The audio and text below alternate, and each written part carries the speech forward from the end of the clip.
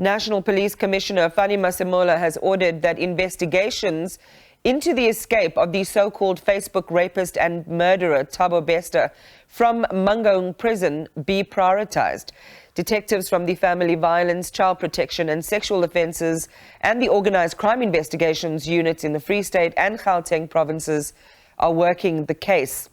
Yesterday, the Department of Correctional Services confirmed that Bester did not die in a fire in his cell in May last year and that DNA from the charred body does not match that of his mother. Bester escaped from the Mangaung Correctional Centre last May, where he was serving a life sentence plus 75 years for using social media to lure women whom he then robbed and raped. One of his victims was killed. We're joined by journalist with Ground Up News, Daniel Steyn, who's been investigating the story and joins us now. Good evening and welcome, Daniel. Your investigations highlighted anomalies in the official version of events around Bester's supposed death, including that he had escaped with substantial help from prison personnel. Give us a crisp summary of your findings about his escape and disappearance. Right. So at this stage, what we know and what we've revealed in the past 2 weeks, which has now been acknowledged by the Department of Correctional Services, is that on the night of the fire, someone was found after the fire dead in the cell.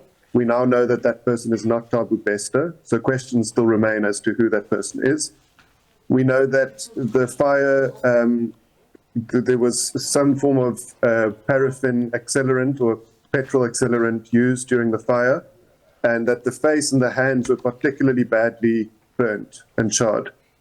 And we know that the DNA of the body did not match Thabo Bester's biological mother, which was kind of the final clue to give rise to the conclusion that Thabo Bester did not die in the cell. And we also revealed that Bester was able to run quite an extensive scam company from behind bars, and that he has now been involved with Dr. Nandipa Magudamana, who it seems that he's currently on the run with. You know what, Daniel, as you're talking, I mean, there are a couple of things that are incredibly unusual about this story, which now Correctional Services says it is investigating, including the finite numbers within a prison population. You're talking to us about somebody who was ostensibly made to take his place and mimic Thabo Bester, and yet we don't know from the authorities who this individual is. One would assume he comes from inside the prison population. It would be easy to detect and determine who that individual was. Yeah, at this stage, if it is the case that it was another inmate at the prison, then definitely it would be quite easy to find that person. At this stage, there are indications that, I mean, it's plausible to assume that Thabo Bester would have had to have the support of officials and law enforcement in being able to escape from the prison. Right, because as you write, he seemed to have had outrageous privileges for a man who's serving a life sentence, including being beamed via video into a high-profile conference. And this treatment certainly must reveal then a lot about his connections and why prison authorities need to be pressed harder on how this happened. Exactly, and we're not satisfied with the responses we're receiving from the authorities. We are pretty confident that if it wasn't for our expose over the past 2 weeks, there wouldn't have been an announcement from the Department of Correctional Services yesterday that Thabo Bester indeed did escape. We are quite concerned that there hasn't been extensive investigations in this matter, or at least that those investigations haven't been urgent. We need to know who died in that fire, and Thabo Bester needs to be captured and go back to prison, and his associates too. Is that even his name? I mean, there was the question of identity theft with the real Thabo Bester from somewhere else in the country stepping forward. Right, so that's the Sunday Times report. From Ground Up's point of view, we cannot confirm that.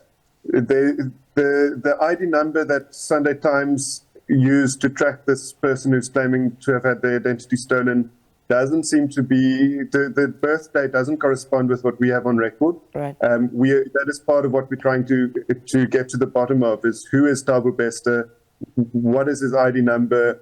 These are questions that we're also trying to answer. again, you know, for somebody who made it behind bars, one would assume that all this hard work would have been done for you.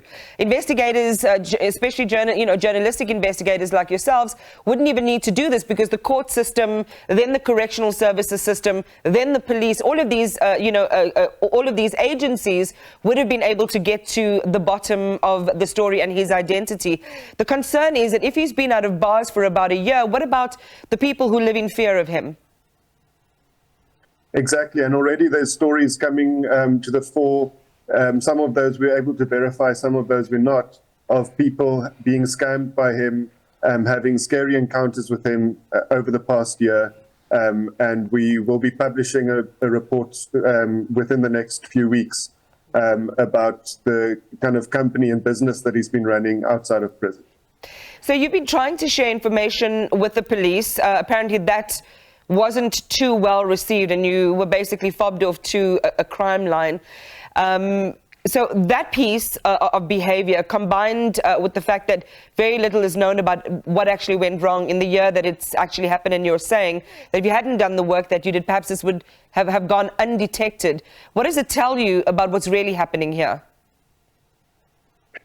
What I can say safely is that there's some very big questions that need to be asked about the way that our prisons are run, the ease at which it seems to, how easy it seems to be to, whether it's bribing your way out or to get the collaboration of prison officials to get out of prison, and then also the tardiness with which investigations like these happen.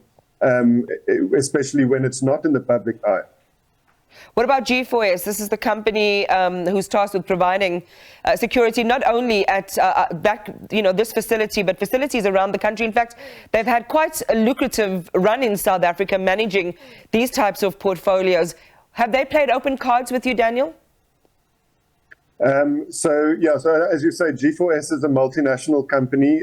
We know it as a security company in South Africa, and this private, public-private partnership, which is the Mangaung prison, is the second largest private prison in the world. And we obviously have a lot of questions to ask them about their own investigation and the cooperation of their own staff.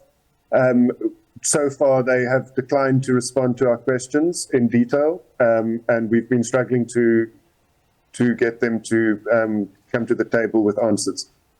All right, we'll leave it there, but continue to watch this developing story. Journalist with Ground Up News, Daniel Steyn, there talking to us about this Thabo Bester matter.